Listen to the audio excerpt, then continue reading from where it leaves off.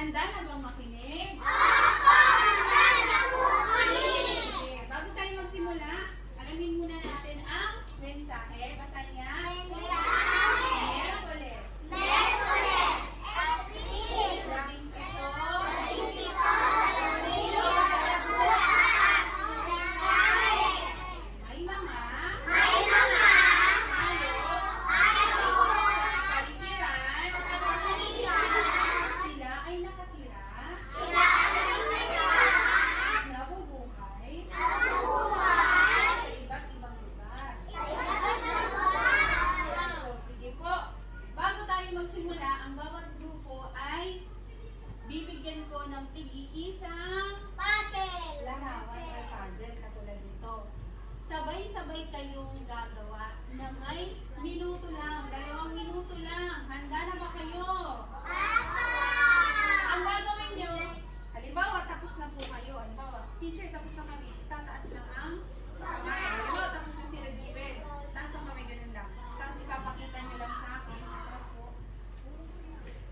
yan, ganyan na. Gaganon lang ha. Hindi pwedeng tapos na kami teacher, tapos na. Hindi po ganun. Taas lang ang kamay. Naintindihan? Bawal mag-aaway. Yan, so, sabay-sabay ha. Tapos, pag natapos nyo na at nalaman na natin kung ano ang nabuo nyo sa larawan, ibabalik nyo ulit sa akin ng nakaganito. Naintindihan po ba? Hahawakan nyo lang muna. Hawakan lang muna. Huwag muna itingnan. Ayan. Hawakan lang muna. Poli, dito ka Poli. Tumingin ka tinaan. Kasi yan ang dito ka Poli. Yan. Tago. Ikaw naman. Ikaw. At ikaw. Okay. Buksan na. Ang minuto ay magsisimula na ngayon. Okay po.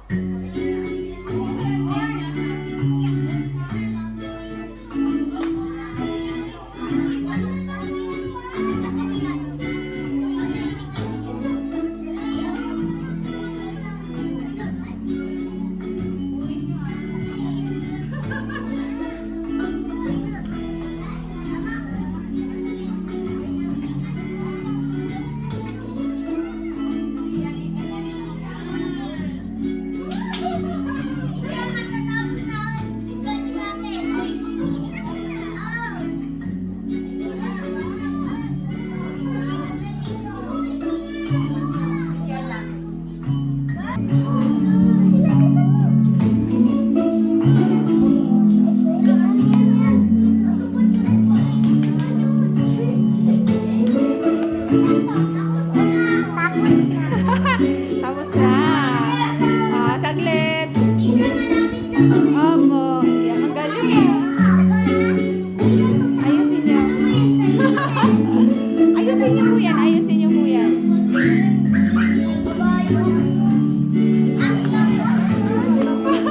Yan, malapit na. Yan, galing. Yehey.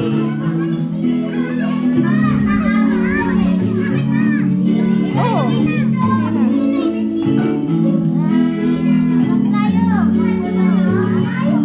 Yan, ibon. Dali. Yan. Kaya yan. Go, go.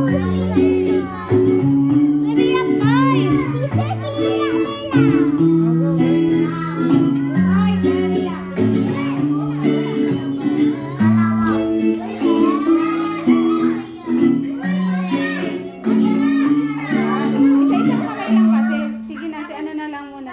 Tapos tapos may na. oras. Oras, ayusin na. Sige. Titingnan ko kung ano ang nabuo ninyong larawan. Pangkat aso. Anong nabuo ninyong larawan, mga bata? Opo. Basahin nyo nga po. Basahin. Ala, horse ba yan? Basahin natin. Kabayo. Kabayo. Saan kaya yan madalas makita? Sa lupa, sa tubig, o sa himpapawid? Hala, sa himpapawid yan? Sa lupa po. Tama. Ilan kaya ang mga paa ng kabayo? 4. 4. Very good. Next, kayo naman. Ano kaya ang nabuo ninyo mga anak? Basahin nga po.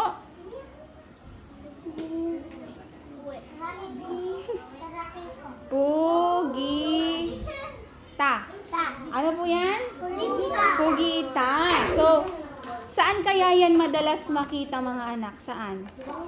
Sa tubig. Very good. Iyan naman, basahin nyo nga po yan. Ano kaya yan? Kalabaw. Kalabaw. Ilan kaya ang kamay, paa ng kalabaw? Apat. 4. Saan kaya yan madalas makita? Sa lupa. Sa lupa. Galing nga. Very good naman. Next. Ano po yan na buo nyo mga bata? Manok. Manok. Saan kaya yan madalas makita? Sa lupa. Sa lupa. May manok ba kayo sa bahay? Dati lang si Papa. Okay po. Sunod. Yan. Ano naman yan mga bata? Ibon. Saan yan madalas makita? Sa himpapawid. Mahusay. O sige po, kunin nyo na yan at pumila ulit ng nakaharap sa telebisyon. O, dali na.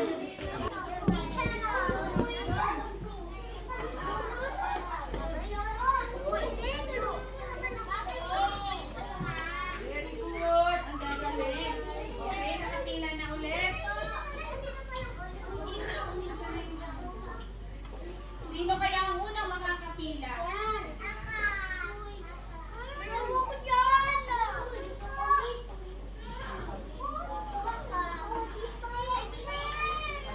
Ayan na. Kahit saan.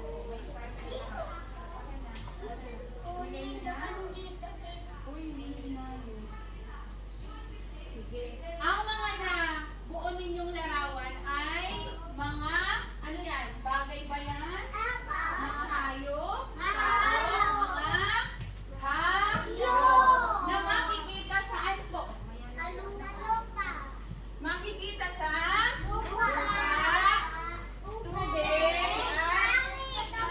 Sabi nga, himpapawid. Ayan, so sige. Kantayin muna natin ito mga anak. Ayan, buwan ninyo, kalabaw, ibon, ano pa? At manok. So sige. Ayos, ha? Kantayin muna natin ito, tayo lahat. Dali. Lahat sumayaw, ha?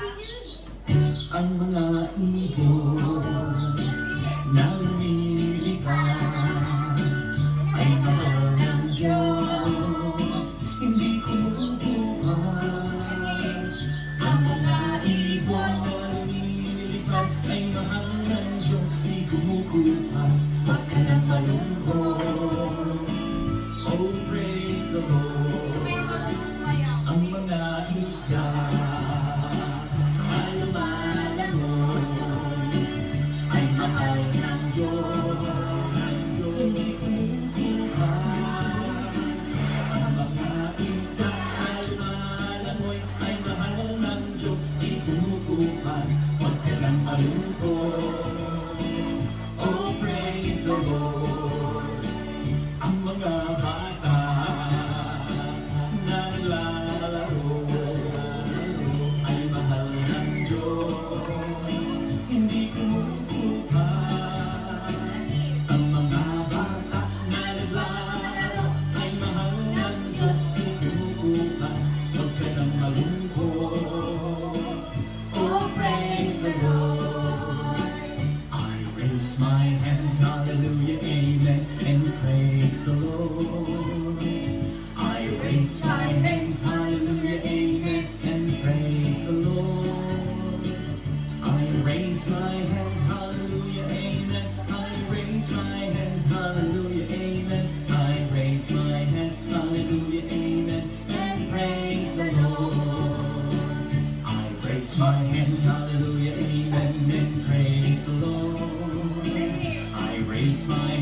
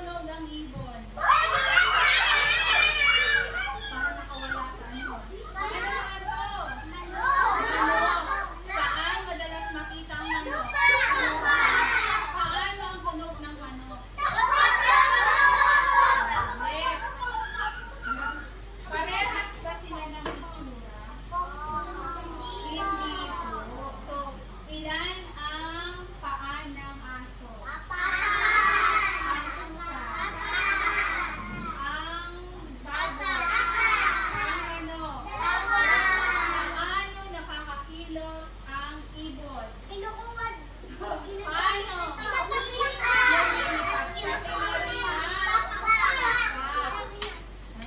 Eto, paano naman ito gumalaw? At, ano ang nagpapagalaw sa isda? Tubig. Ano pa? Yung panik? Ang mga hayop ay nakatira sa iba't ibang lugar. Ito, tahimik to. Very good. Naka-straight line to. Ito rin. Ito malayo na. Kung dito, usog ka. Usog. Mali yan kung usog ko. So, ang mga tirahan ng hayop ay nasaan to? Sige. Ano pa? Okay, ano pa? Ulitin natin. Meron ako dito mga alamin natin base sa inyong makukuha sa kahon na ito. Meron si teacher kahon. Ang gagawin nyo, pikit kayo pagkukuha para hindi nyo nakikita. Isa-isa kayong kukuha. Halimbawa si teacher muna. Teka lang. Ako muna, si teacher muna.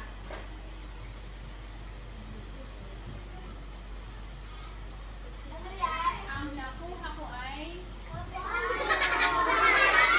kabayo. So, ang kabayo ay nakatira kaya saan? Tayo patingnan natin. Okay lang yan anak sa lupa. So, ididikit ni teacher dito.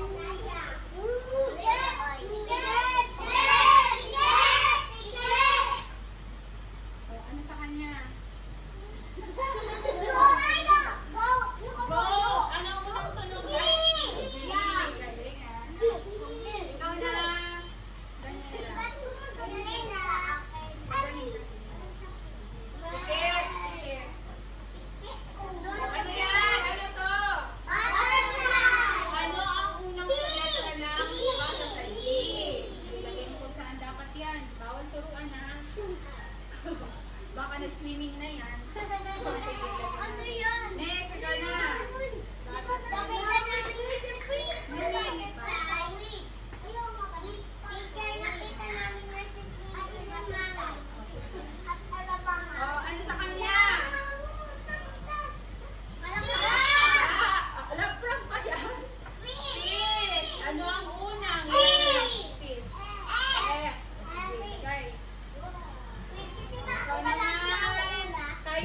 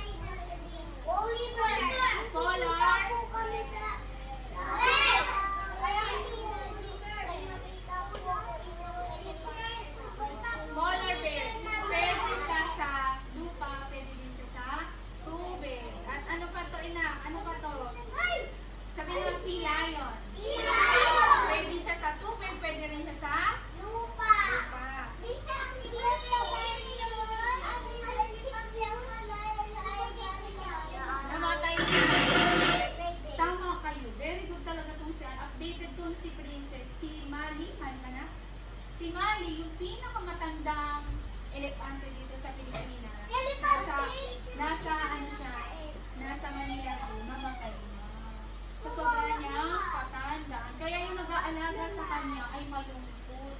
Kasi, namatay na yung alaga niya. Once may pamatay ba kayong alaga, sasaya ba kayo? Hindi yan. Malulungkot. Kasi inalagaan niyo siya, di ba? Elephant. Ako mahal natin. Mahal natin. Ano po, Arden? Ready sa Ako Arden? lang na may picture. Alam natin. Yung elephant. Opo, elephant. Balvin pala. Sabi ko pala, elephant. Balvin.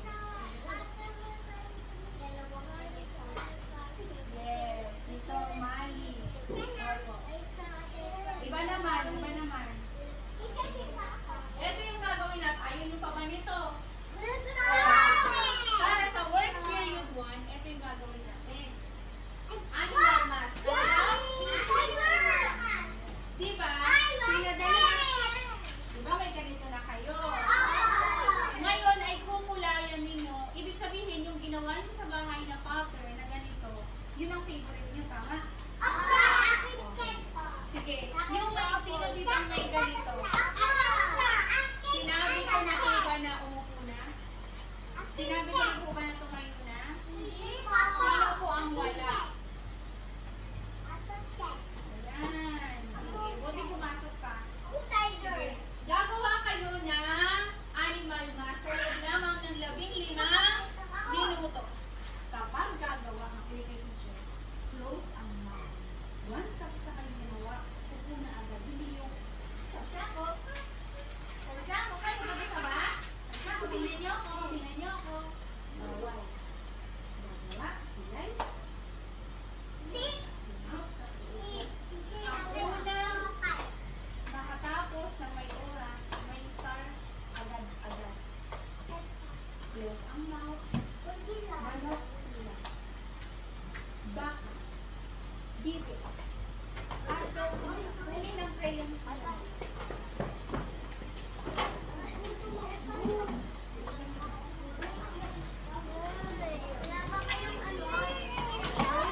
Ang magsalita, walang start.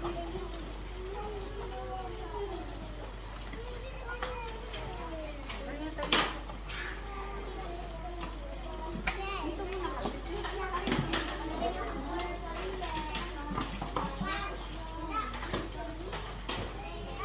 Gawin mo yan. Gawin mo na, anak. Oo. Meron yan, hanapin mo po.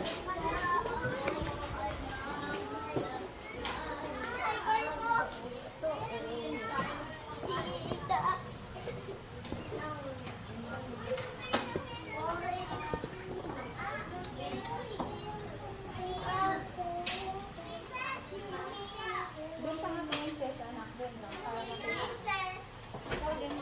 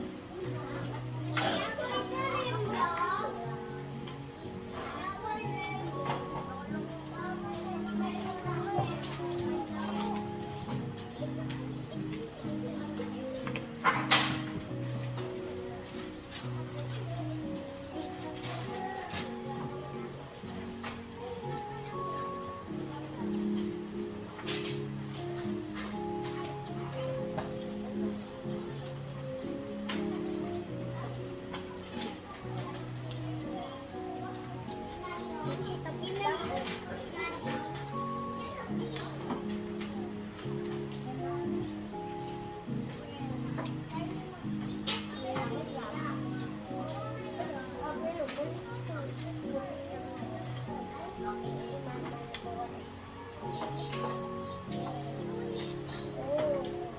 Diba yun Diba yun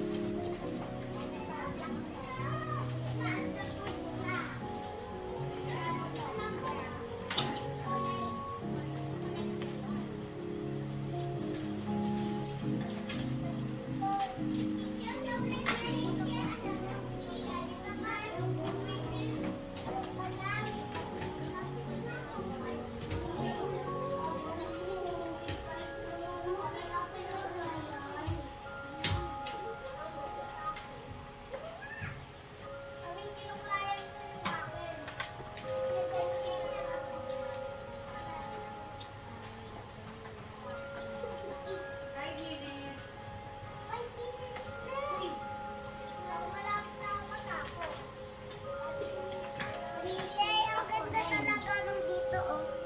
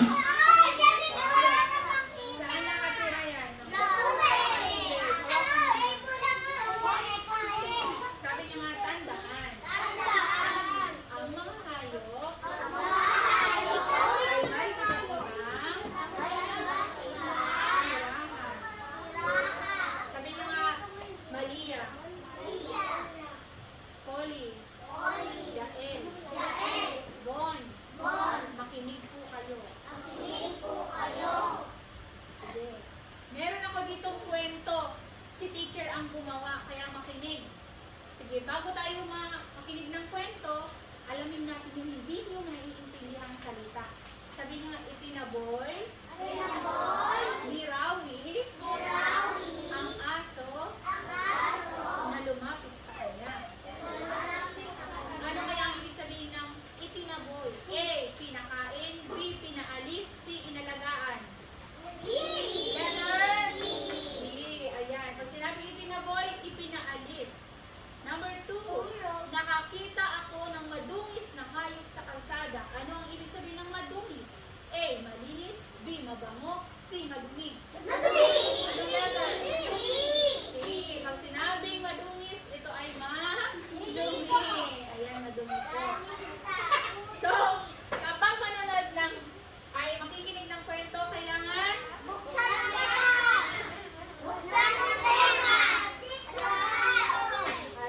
oh, ito yung aso ni teacher.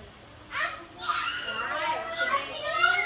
Makinig. Sabi nyo nga, ang aso, si Choco. Kwento ni Teacher Janine, Desa. Handa ng makinig. Okay, makinig na. Yes. Makinig na. Si Mela ay mahilig sa alagang hayop. Kaya naman, Jael, sa kanyang kaarawan or birthday, ay niregaluhan siya ng kanyang nanay at tatay ng isang tuta. Ito ay kulay tsokolate. Kaya ang pangalan niya ngayon ay Choco. Mahal na mahal niya ang kanyang bagong alaga. Kaya naman, lagi niya itong pinapaliguan at pinapakain sa tamang oras. Yan. Sa pamamasyal ng Sa pamamasyal ng mag-anak sa parke, ay isinama niya si Choco. Rawi. May lumapit sa kanyang alaga na isang madungis na aso. Itinaboy ito ni Mela. Sabi ni Mela, sinisipanan niya yung aso. Tama kaya yung ginawa niya? Sabi ng nanay, huwag mong itaboy yan, Mela. Sabi ng nanay niya, kasi po, baka mahawa sa galis, kati-kati, at dumi yung alaga kong si Choco. Sabi ni Mela. Bakit daw niya itinataboy? Yan, baka mahawa sa garapata at kung ano pa. Sabi ng nanay niya, Mela, paano na lang kung isang araw mawala ang alaga mo at mapunta sa ibang lugar? Tapos saktan din siya ng ibang bata. Gusto mo bang gawin din iyon sa iyong alaga? Gusto niyo ba? Ayaw. Ano kaya ang naisip ni Mela? Itataboy ba o hindi na? Hindi nakasagot si Mela. Ang ginawa niya, tinulungan niya itong patayuin at pakainin. Pinabayaan na lang niya itong makipaglaro kay Choco kahit saglit lang. Nagustuhan niyo ba ang kwento? Sino ang bida sa kwento? Ano ang pangalan ng kanyang nang-aalaga? Si Mela. Saan sila pumunta? Palaro. Ano ang ginawa ni Mela sa aso? Tinataboy. Tama ba ang ginawa ni Mela? O, ano sinabi ng nanay niya?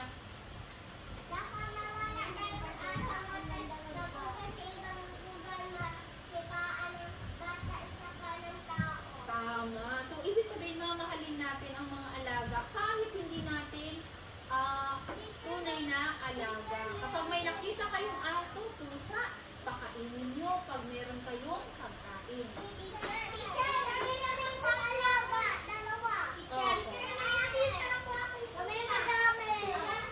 Dahil yan, alamin nga natin kung sino ang nakamemorize na.